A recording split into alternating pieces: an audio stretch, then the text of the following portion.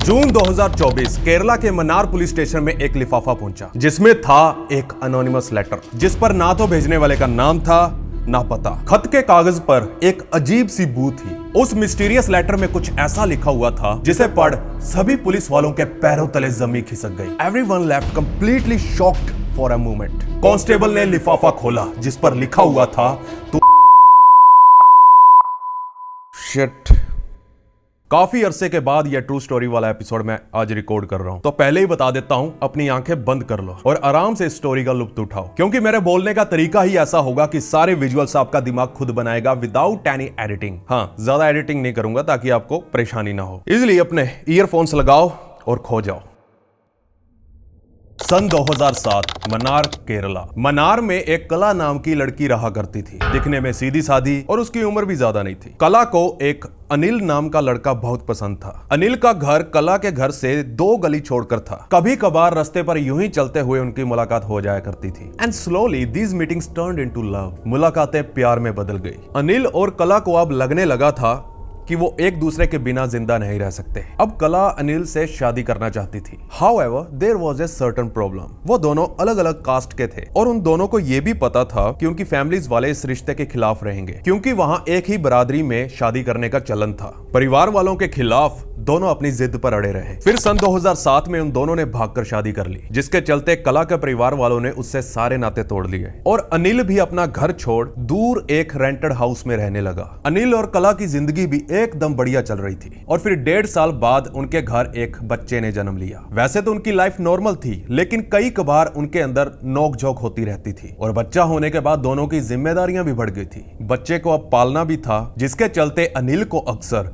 काम के सिलसिले में बाहर रहना पड़ता था, क्योंकि वो एक कंस्ट्रक्शन वर्कर था। उन्हीं दिनों कला का एक बचपन का मेल फ्रेंड था जिसके वो काफी करीब थी और वो फ्रेंड अक्सर कला का हालचाल पूछने के लिए अनिल के घर आया करता था। तो अनिल, जो कि अब ज्यादातर घर से बाहर ही रहता था, उसे यह बात बिल्कुल अच्छी नहीं लगती थी। देखा जाए तो किसी भी मर्द को यह बात अच्छी नहीं लगेगी। अब इसके चलते अनिल कला पर शक करने लगा। उसे लगने लगा कला का अब उसके फ्रेंड के साथ चक्कर चलने लगा है। अब दोनों में झगड़े होने लगे and these arguments kept getting worse. Anil कला पर इल्जाम लगाता तो कला अनिल पर। 2009 आते आते दोनों की शादी को करीब 2 साल हो गए थे। देखिए, जो अनिल था वो तो कला से बहुत प्यार करता था, पर उस शक की सुई ने सब कुछ बर्बाद कर दिया। अब इन दोनों में से कोई एक धोखा देने वाला था और वो धोखा आया कला की तरफ से। कला अब किसी और को पसंद करने लगी थी। वो एक सूरज नाम के बंदे के साथ टाइम बिताने लगी and they both fail in love. और फिर वो दिन आता है जिस दिन अनिल का दिल टूटने वाला था और उस दिन कला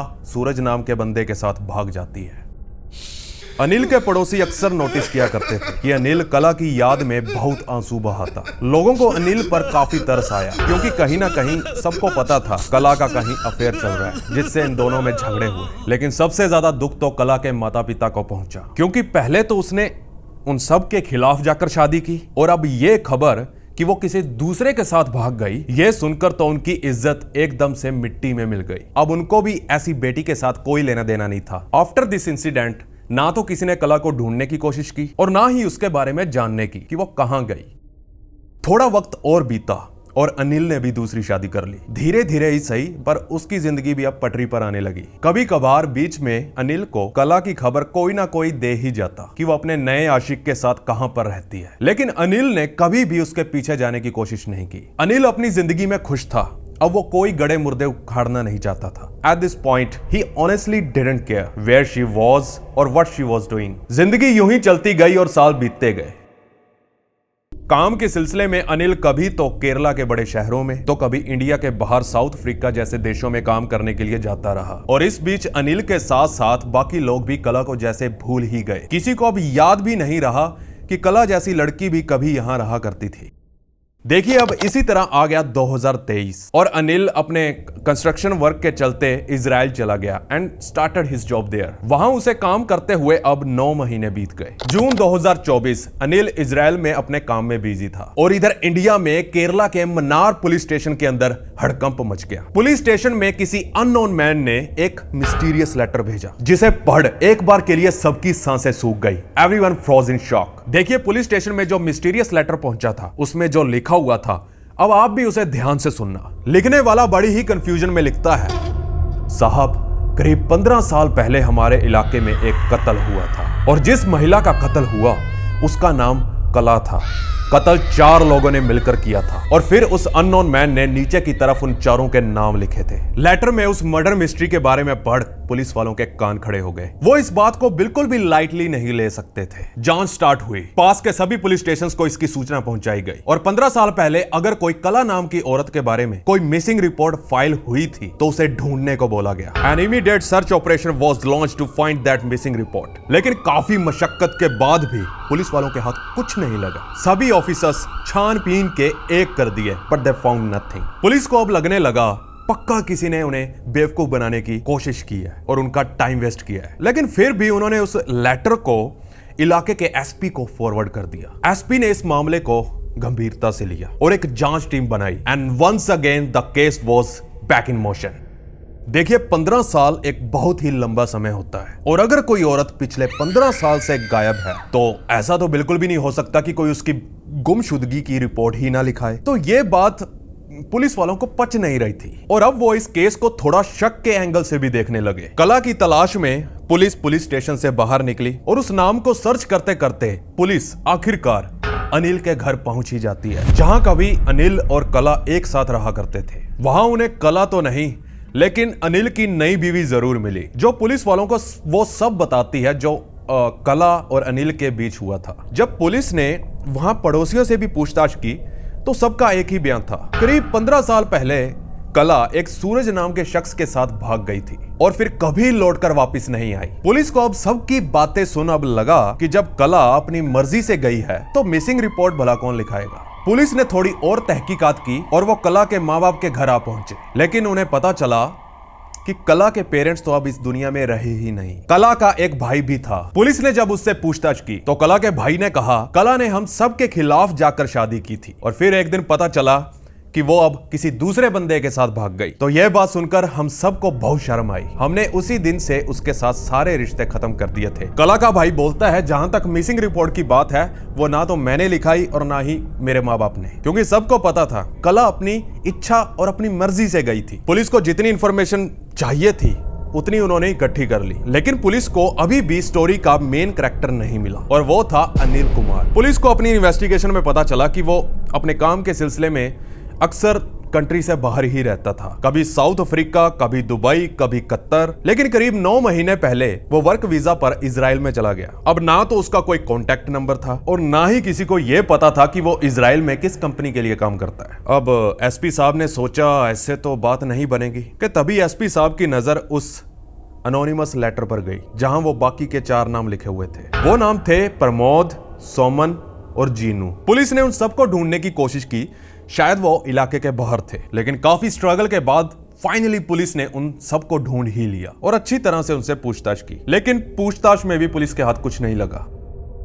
फिर पुलिस को एक दिन पता चला कि इस प्रमोद नाम के बंदे के अक्सर अपनी वाइफ के साथ झगड़े हुआ करते थे और कुछ ही दिन पहले उसकी वाइफ उससे झगड़ा करके अपने मायके भी चली गई थी और प्रमोद भी उसके पीछे पीछे मायके की ओर हो गया और अपने ससुराल जाकर अपनी वाइफ को मारने की धमकी देने लगा, जिसके बाद वहां लोकल पुलिस को बुलाना पड़ा।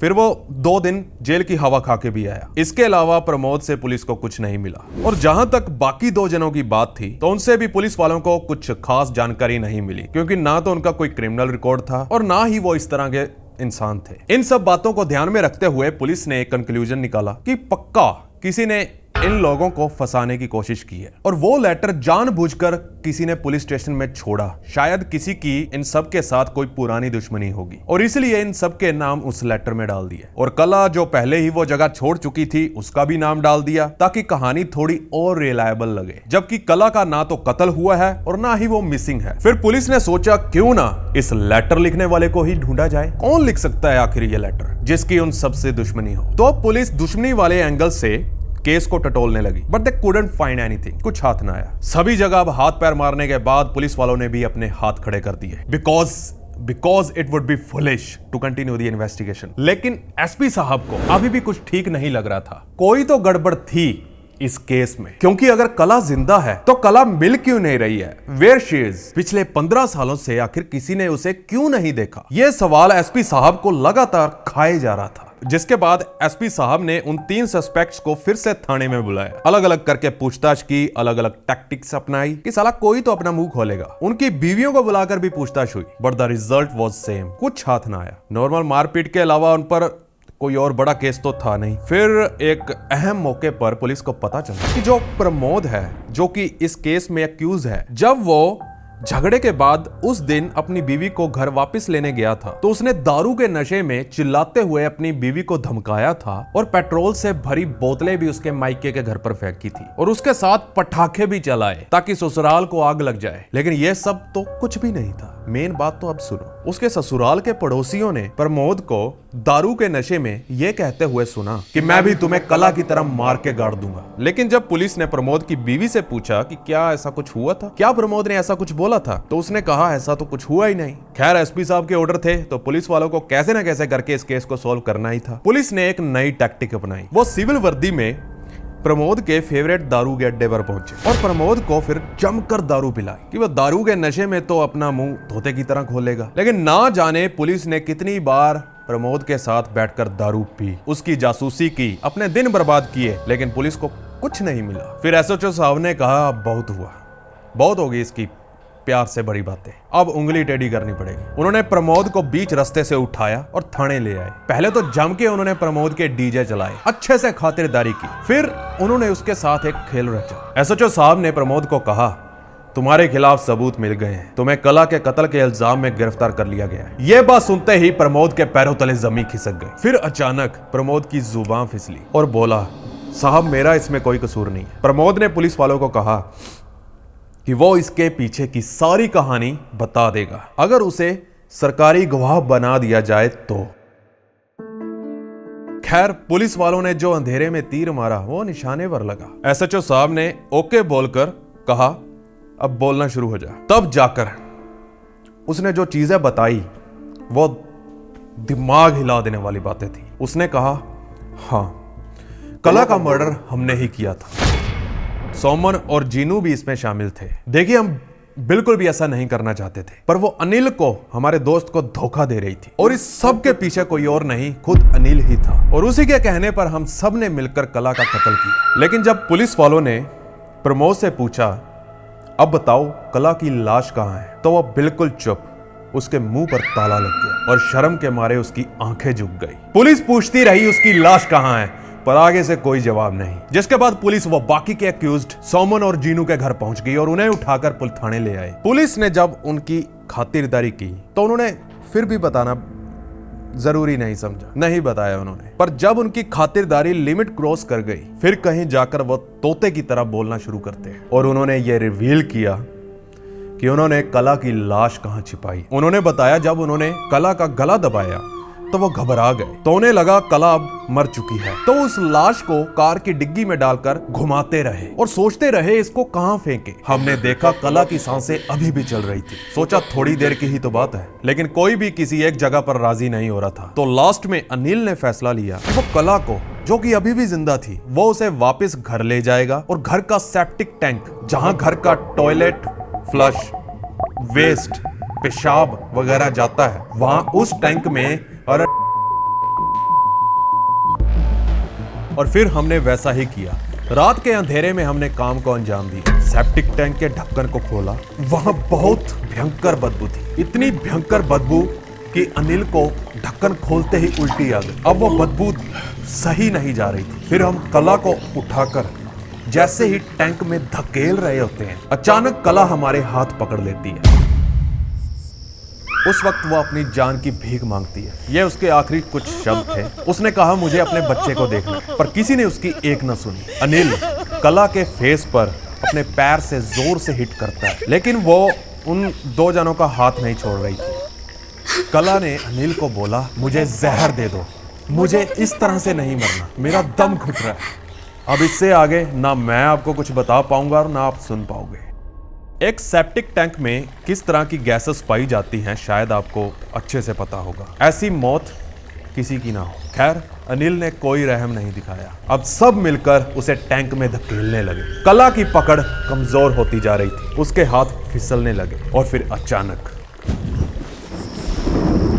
अनिल ने उस बदबूदार टैंक का ढक्कन लगा दिया। सेप्टिक टैंक के अंदर से रोने और चीखने की आवाजें आती रही। कला तड़पती रही। कला को अंदर तड़पते देख प्रमोद का दम घुटने लगा। वो वहां से भाग गया। अगले 8 से 10 मिनट तक उस सेप्टिक टैंक के अंदर से वो दम घुटती आवाजें आती रही। हवा को तरसती कला धीरे धीरे अब शांत हो रही थी, पर अनिल को कोई फर्क नहीं पड़ा। मेरा ये बोलते हुए भी दम घुट रहा है, अब आगे खुद समझ जाओ। इतना सब कुछ हुआ और किसी को कानो कान खबर तक नहीं हुई। ये सारी कहानी सुनने के बाद 2 जुलाई 2024 को पुलिस फोरेंसिक टीम के साथ अनिल के घर रवाना हुई और उस सेप्टिक टैंक को खोला जाता है। देखिए, 15 साल एक काफी लंबा वक्त होता है। सेप्टिक टैंक में मौजूद वो गैसेस तो कुछ ही वक्त में किसी इंसान को गला के रखते। फोरेंसिक टीम ने टैंक की पूरी तलाशी ली। सालों पुराना वो बदबूदार ह्यूमन वेस्ट और वो पेशाब बाहर निकाला गया। फिर वहां से उन्हें एक लॉकेट मिलता है और वो लॉकेट कला का था। कुछ लंबे बालों के गुच्छों के साथ साथ हड्डियों के टुकड़े भी मिलते हैं, जिसे फोरेंसिक जांच के लिए लैब में भेज दिया गया। पुलिस को